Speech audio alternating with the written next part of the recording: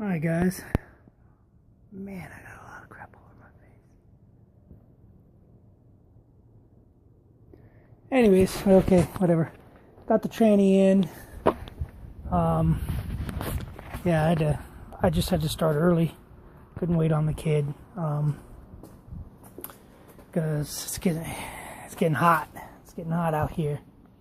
Anyway, but he came out at the end and helped me once I got it all under there, got everything tightened down.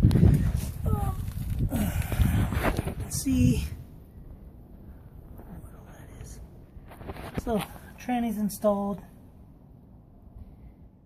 Everything's torqued down. Flexplate torque to the crank is 101, 101 foot-pounds. Torque converter to the flexplate is 35. That's all we can find going on forums and stuff. It's 35. That spacer, the plate, the adapter plate is 44 foot-pounds. Got everything tightened. Everything is good. So now I got these are going to be the tranny lines. So I cut them basically. So this one goes up to the cooler that sits on side of the block. I guess there's a coolant. It's hard to explain, but anyways, it's coolant that's inside. So the coolant sits inside there, and then there's a tranny line that goes in and through it to warm and to cool, I believe, the tranny fluid. So it's kind of like an additional tranny cooler. So one of them, the return comes down, goes down into the tranny where the sensor is, the trans temp sensor. And then this one here, this one's going to go to the feed side. So this is where I'll run the tranny cooler, the aftermarket derail, whatever you want to call it, tranny cooler, from there and into there. So that's, I believe this was the return and this was the feed. So I'm gonna flare these unless it came with fittings. I think it might have came with fittings. Door's locked. Yeah, it might have actually come with fittings, compression fittings. So I'm gonna look at that real quick. Anyways, so it's hot out there. It's dirty. I mean, look at me. Look at this.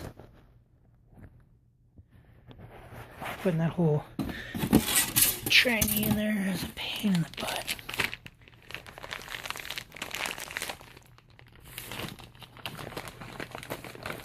So, also, one thing I read is that this tranny pan here that we got, it's a B&M. It's a 4 extra quart. It comes with the spacers, you know, the spacers to space it down because it's a deeper pan. So this is for the 518 transmission. It's a 3/8 inch spacer, and then this is a 1 1/4 inch, I believe, spacer for the 727 transmission. Yeah, so yeah, basically it says, let's read that right there, but right here it says 1 3/8 filter extension for the A518 tranny and 1 1 1/4 inch filter extension for the A727. So good thing I read that, because I've been watching people on YouTube and they're just stacking them. They're putting both of them on top of each other, and they come with 2 different size screws. So you have a short screw and a long screw. So anyways, obviously short screw goes with the smaller one and the long screw goes with the long one. But anyways, so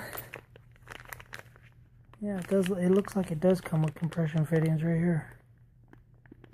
So that'll be nice. So I'll just attach those to the pipe and thread those on.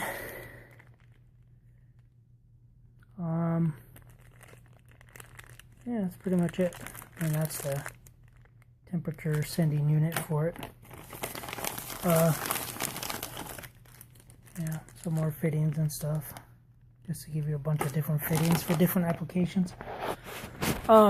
Yeah, so, and then that's, I don't know if you guys seen it, but that's what it is. This is the hose. So, I don't see anything that says like high pressure or anything. So 1/15/2017 is all I see. Anyways, yeah, so we're done for the day, or for the daytime. Yeah, I'm dirty. Kid's got a dentist appointment, or braces appointment. So I'm just gonna shut the garage down, everything. My wife should hopefully be home soon. Yeah, and then we'll wire all that up tomorrow, maybe tonight, because it's not that messy of a job.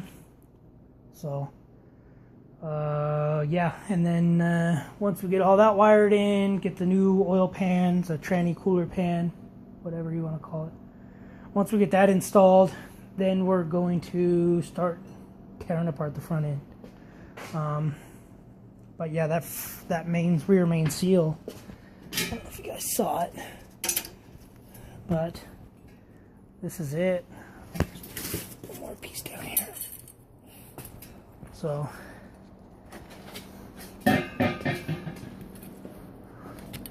this is that's the piece that's pressed in. So that goes in there first. This goes on top, so somehow this thing just split. Oh no, this goes inside. Like that. This ring goes on the outside, so yeah, it's weird. Yep, so that's why it was leaking everywhere. So, anyways, something like that, or this and this, then this one, then this one.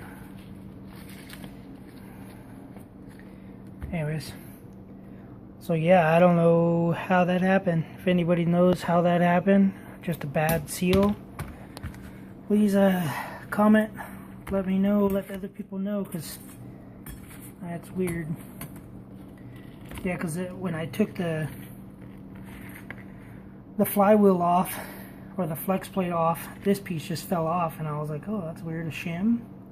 And then I looked at it, and then it said install dry.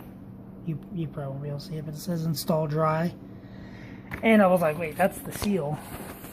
So, anyways, yep, so that was the rear main seals leaking. We're going to tear the front suspension apart once we get the tranny done, all that done. Front suspension's all going to come apart. I got to do the vacuum pump, power steering. While the front suspension's off, we're going to do a leveling kit. We have this, the killer dowel pin, which I'm going to put this.